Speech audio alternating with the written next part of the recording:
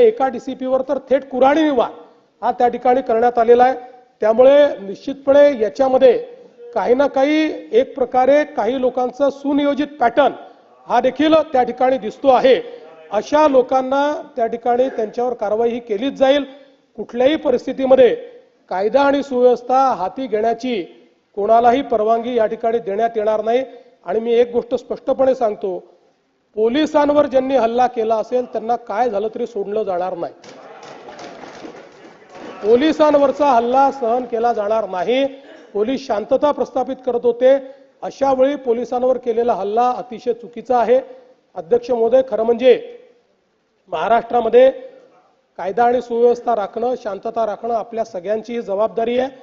मी नागपुरातली जनता असेल, महाराष्ट्रातली जनता असेल, या सर्व जनतेला ही विनंती करू इच्छितो की सर्व समाजांचे धार्मिक सण हे या कालावधीमध्ये चाललेले आहेत।